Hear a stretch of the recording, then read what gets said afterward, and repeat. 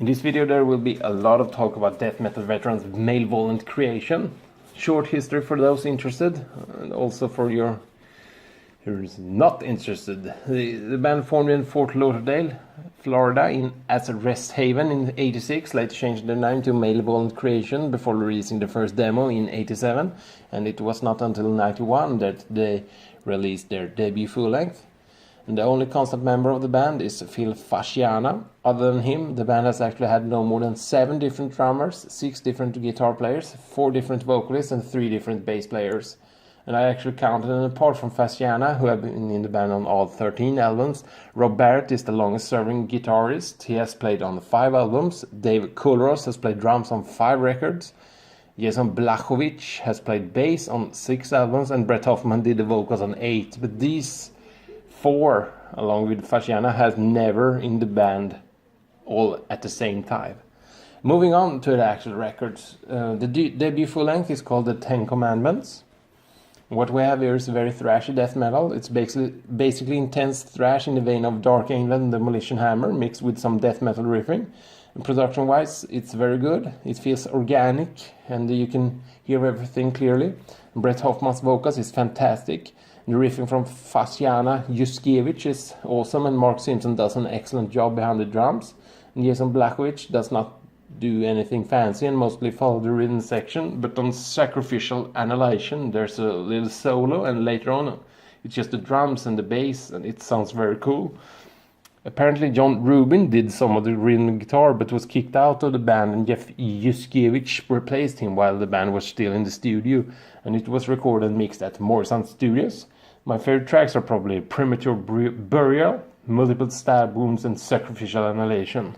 And this was originally released through Road Racer Records and Road Runner in 91, and my version is the 2018 Listenable Records reissue. The vinyl is clear orange-black splatter, limited to 500 copies, and it includes a lyric insert. Here's a snippet.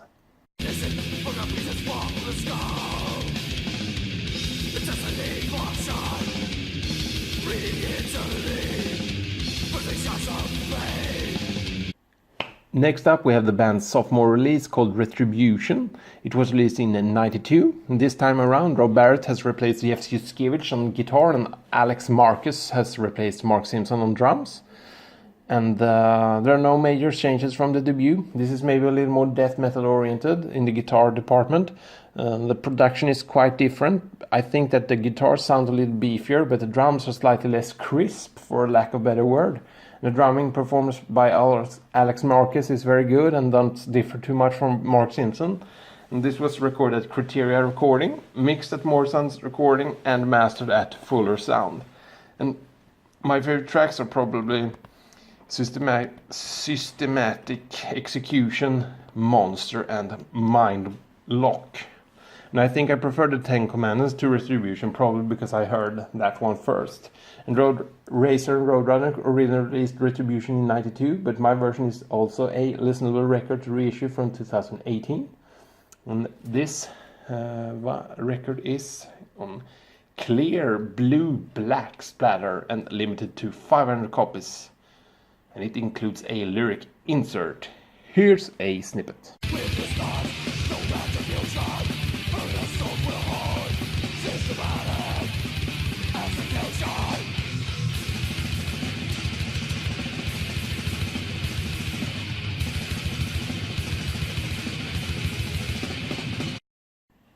In 1993, the band released their third full-length called Stillborn. John Rubins was back on guitar and replaced Rob Barrett. I don't own this album because it's not on par with their previous efforts. When I first heard it, I thought that it was some kind of demo of the songs because the production is very far from their earlier releases, and apparently Road Racer did not want to give the band the funds to go back to more sound, so it was recorded and mixed digitally at Pro Media Studios and mastered at Future Disc Hollywood. And it's not just the production. Hoffman's vocals feels a little uninspired and so on. Moving on, After Stillborn, Road Racer cut the band from the label, and somewhere around that time, Hoffman got canned. And instead of finding a replacement, Jason Blachowicz took over the vocal duties, and also Dave Kulros replaced Alex Marquez on drums. And the band signed with Pavement Music, and in '95 they released Eternal. While not having the Morrison production, Eternal has a much more pleasant production than Stillborn, in my opinion. It's quite different because Blachowicz has much more monotonous and deep growling than Brett Hoffman, and Dave Kulros feels like he upped the intensity in the drumming department. And other than that, it's quite familiar ground. And my favorite tracks from Eternal are probably Infernal Desire, No Salvation, Living in Fear, and the title track. And Eternal was originally released in '95 on Pavement Music. My cassette is a 2000 Pagan Records reissue, and you have the lyrics on the J card. Here's a snippet.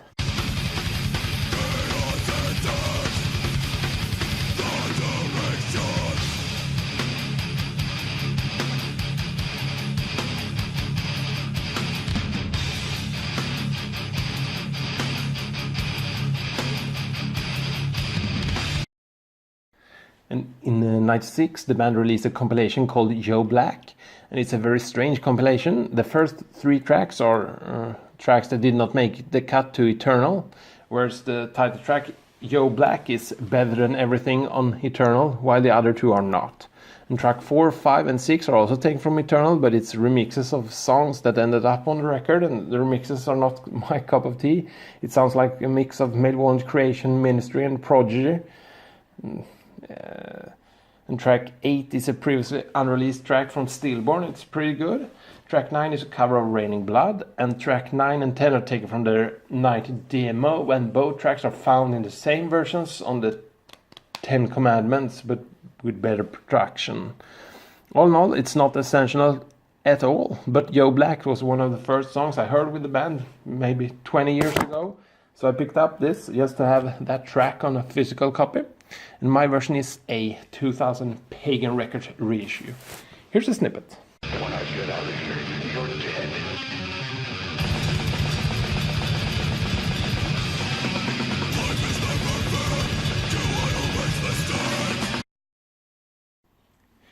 In '97, the band was back in Morrison and recorded In Cold Blood. And Dave Kulros was replaced by Derek Roddy, and John Rubin was replaced by Jan Paul Swars. In Cold Blood is basically the same thing as Eternal, but with slightly better production, although I think the drums are too high in the mix. Unfortunately, I don't have a copy of In Cold Blood, but I do have this. This is The Fine Art of Murder. It was released in '98 on Pavement Music. And this time around, Jason Blachowicz, Jan Paul Source, and Derek Roddy are out of the band, being replaced by newcomer Gordon Sims on bass, Rob Barrett is back on guitar, and Dave Kulros is back behind the drums. And most is significant, Brett Hoffman is back on vocals. The Fine Art of Murder is quite different from In Cold Blood, but I think it's mainly due to Hoffman's vocals and a little less loud mixing. There are some really good tracks in here, but To Die Is At Hand, Manic Demise, Mass Graves, Bone Exposed, Scattered Flesh are all very good tracks. But there are some tracks that's not up to par, and the record is slightly too long. And I think this was the longest one at the time. And my version is yet another Pagan Records reissue. Here's a snippet.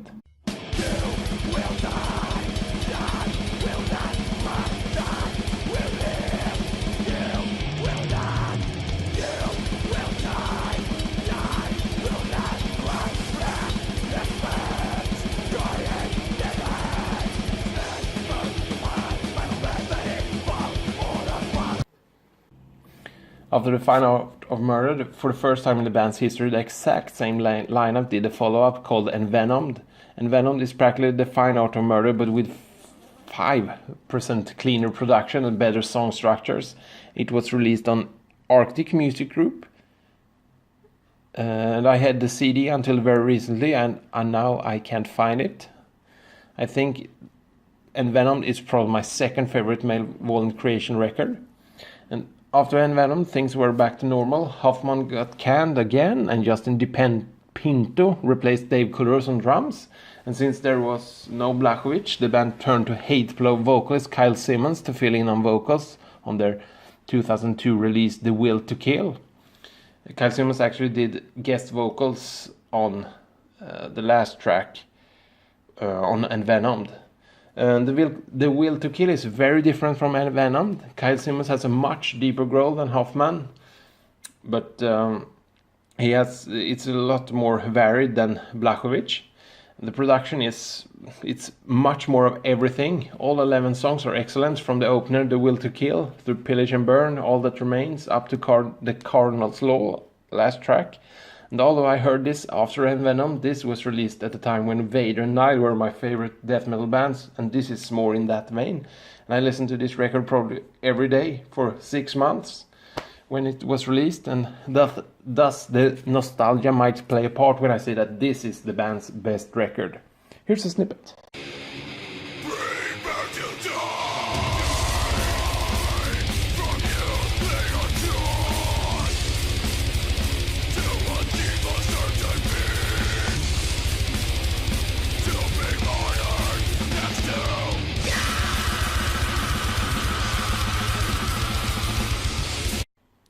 In my opinion, the band peaked at The Will to Kill, and the follow-up, War Cult, with the same lineup, save for Dave Couliros replacing Justin DePinto, was released 2 years after, and it sounds very similar to The Will to Kill, but is slightly worse.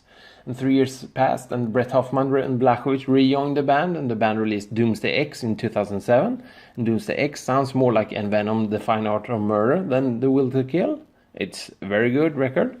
In 2010, Gio Guerraca and Goose Rios replaced Rion Rubin and Dave Couliros, respectively, and the band released Invidious Dominion. Also a very good record, and in 2015 they released Dead Man's Path. Afterwards, everyone in the band except Fasciana quit or got sacked, and Brett Hoffman unfortunately passed away last year.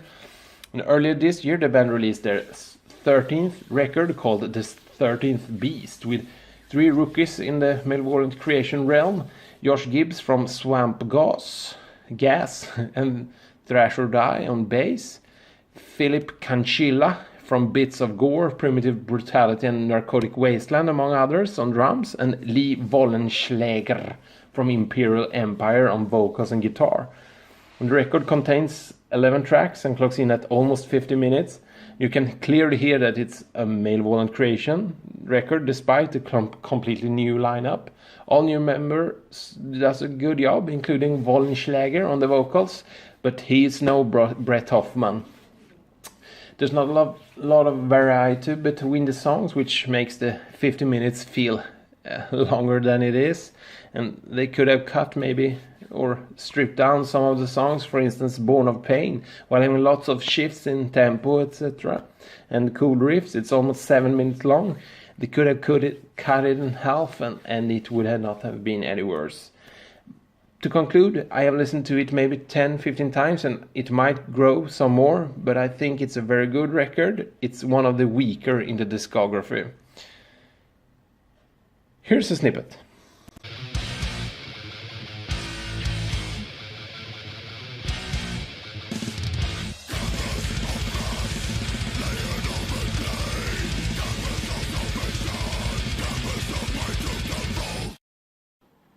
That was the end of this video. Only malevolent creation. Next up we have some more mixture of bands. Thanks for watching. Bye.